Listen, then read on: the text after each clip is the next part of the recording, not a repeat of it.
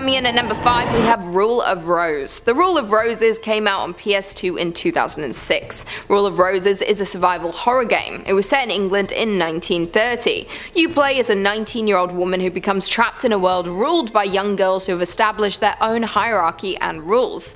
It is seen as a dark and twisted game. Before it was even released, it was banned in many countries due to topics it touches on. This means it was already seen as a mystery to the public and made them want to play it even more. It is said to push you psychologically as you explore an old orphanage. When the game was released, the talk around the game only grew. As the first few gamers got their hands on the new release, it appeared to not be a fun experience. This game did fly under the radar slightly as it was released on PS2 shortly after the release of the PS3, meaning many people had already moved on to their new console and were not playing new releases for the previous gen.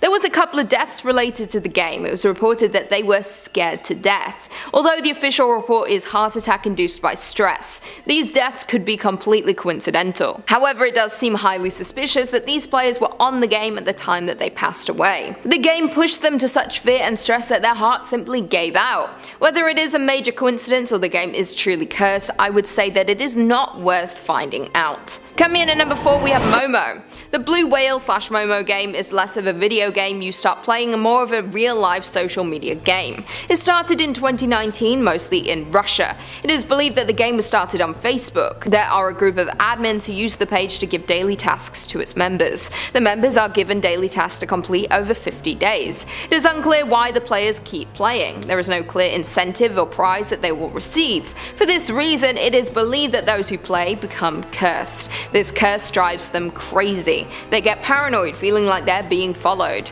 They believe that by finishing the game they would be saved from the curse. That once they completed the final task, they would finally be free. Unfortunately, that is not the case. On the 50th day, what seems to have happened with a number of players is that they post the blue whale on their Instagram account before taking their own life. This blue whale is the biggest indicator that they have been playing the game. The people who run the game seem to be able to manipulate the players to do whatever it is they want them to. The police were unable to get to the bottom of who was running the game. This again made people believe it may have been an entity, something that used this technology to spread its curse and seep into those people's lives to do what they need them to do, then dispose of them when they're done. There hasn't been much talk of the game in some years. The more the game was talked about and information was spread, the less people fell for playing the game. Most people these days are aware of the game, so it cannot take any more victims. If you do stumble across the game, do not join the group. It is believed once you complete the first task, there is no way out. Coming in at number 3, we have Pokemon 1996. In 1996, Pokemon created a version for portable consoles. It was the first version of Pokemon on Game Boy. Shortly after its launch, Japan had to look into some terrifying concerns. In the summer that the game was released, self-death rates between 6 to 12-year-olds shot up drastically. When looking into this, it appeared they all had one thing in common: they all owned the Pokemon game. They had all become addicted to the game, as is usually the case with such a huge launch. There was one dark location within the game that seemed to be the cause for the problem. The area name was Lavender Town, which was hidden away within the game. This town was created as the eternal resting place for the deceased. You could walk around the ghost town and visit the graveyard. It was not just visiting the town that was the problem, it was reportedly the music. The Japanese version has a terrifying soundtrack to this town, which was reportedly chilling and caused strange effects on players. Players would feel irritable, accompanied by insomnia. An investigation into the deaths was launched. They found that they all had one thing in common: their last game was saved in Pueblo Lavender. After the investigation, they had to pull the game in all the locations. They changed the music as they decided that this was most likely the cause of the disturbing events. The company who developed the game was looked into, and they had kept a list of all the children affected by the game, evidence that they knew what was going on long before it became so tragic. It would be hard to get your hands on the original version of the game, but if you do consider playing it, maybe play it on mute. In at number 2, we have Berzerk. In 1980, Stern Electronics released the game Berzerk. It was brought on in arcade versions and for Atari 2600. The game was known to be one of the first shooter games of all time.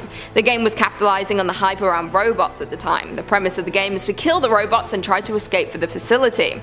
If you took too long in any section, Evil Otto will come to get you. Once released, it did not take long for claims to rise that the game had killed players. It might seem unlikely, but these deaths were confirmed. The first victim was 17 17-year-old Jeff Daly. He was playing the game at the arcade with his friends when he spent hours on Berzerk to try and beat his top score. He finally beat it and reached 16,660 points. The minute the score went through the system, he suffered a heart attack and passed away. A few weeks later, there was an 18-year-old boy, Peter Pukowski, who had the exact same thing happen to him. Neither boys had previous health conditions. This caused a panic around the game. The media began to look into it and report on what was happening. A coroner did an autopsy on both bodies and created a report for the media on what might have happened. He said he could confirm they previously had no conditions. What he thinks happened was the stress of the game was too intense for these young boys to handle.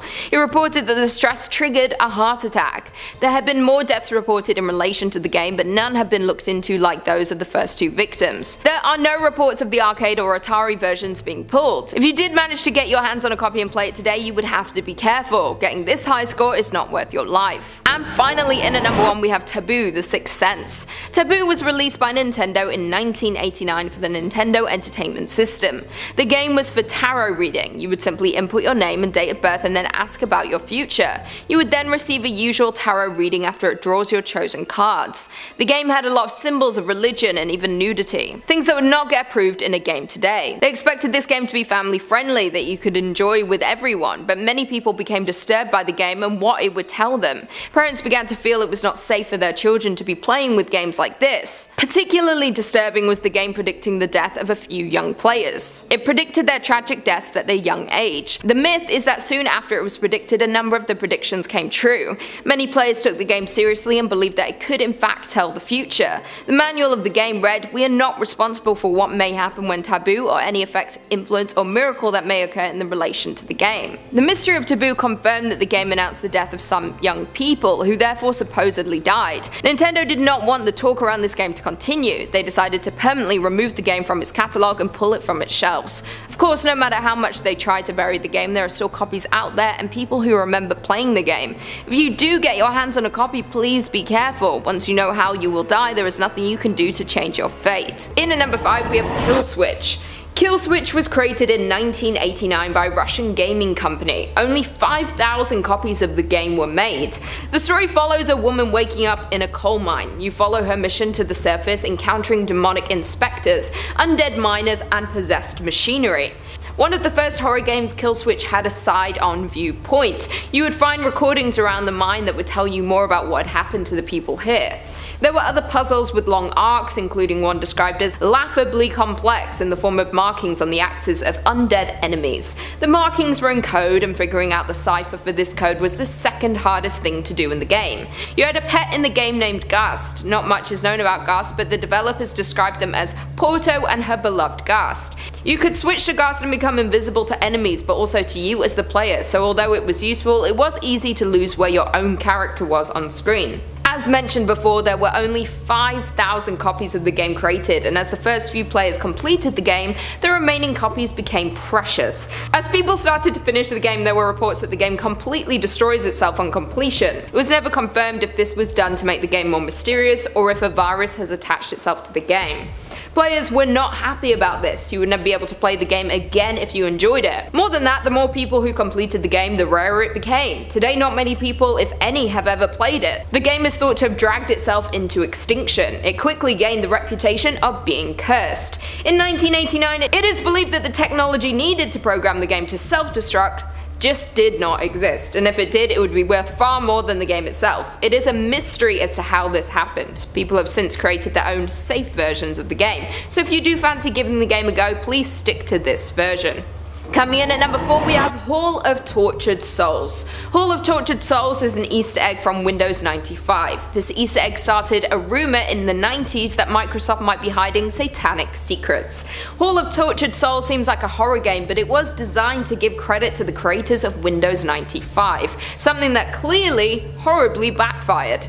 To see the game for yourself, you would have to somehow launch Microsoft Excel 95, open a blank Excel worksheet, and go down to the 95th 5th row. Select the entire row, then tap and hold Ctrl, Alt and Shift. After this, the game will appear. The game has a simple visual look to it, much like the games of the 90s. When the game has launched, the title Hall of Tortured Souls will appear. You can walk in any direction, you will see different hallways for you to walk down. You can also walk through the walls. There are some obstacles and puzzles within the game with names of creators flashing on screen periodically. In the final room, there is a photo of the creators on a large box screen. No one ever explained why this was created. No one from Microsoft came forward to officially speak about the game. This started a rumor that the game was created as a cry for help. The names listed might have been all of the tortured souls that worked for the company who were scared to come forward. After all, someone gave out the sequence needed to launch the game, but no further information was ever given. The game is creepy to look at now, with even the pictures of the employees looking inverted and strange to look at. Do you think this was a cry for help or a signal something bad was happening to those who worked for Microsoft? Coming in at number 3, Lair. Lair was a fantasy RPG game created in 2007. The game seems to have been cursed since development, with the game's release being anything but easy. It was created by the studio Factor 5. They're no longer in business. The release of this game ruined its relationship with Sony and they never recovered. The game cost the studio around $25 million and took around 3 years to create. This includes a year of delays due to issues inside of the company. During development, Sony launched their new 6-axis PS3 controller with built-in motion capabilities. Although the Factor 5 team saw this was going to be a flop, Sony insisted. They built this into the game. This was the first major setback. During development, members of the team began getting sick. Some of them passed away. There were also members of the team who had family members suffering from horrible illnesses. This is what started the rumors of a curse attaching itself to anyone who involved themselves in the project. This is not where the curse stopped though. In terms of the game, the biggest hurdle came when it came to transferring the data of the game onto a server. The servers crashed due to a power outage and large sections of the game were lost. The team were devastated. They had already been working on this for years. They had lost a lot of work and time. Members of the team had been let go due to budget cuts and they now had to start rebuilding the game. There were times when the release of Lair looked like it was never going to happen. After launch, there was a lot of bugs in the game. Although it was received well, you could see the troubled development throughout the various issues. After all this, the team had their final blow when the company had to close 2 years after the game was released. There aren't any reports of users being cursed by the game, just the team behind it, so you might be safe as long as you're not planning to create a sequel or mod the game in any way. Coming in at number 2, we have Polybius. Polybius was an arcade game created in 1981. There were only a few machines created and they were all places in arcades in Portland, Oregon. The game was a simple shooter similar to Space Invaders, with the player having to shoot the shapes in the center of the screen before they reach them. The game quickly gained the reputation of being very addictive. The few machines in existence had lines forming behind them and players arguing over who would have the next go.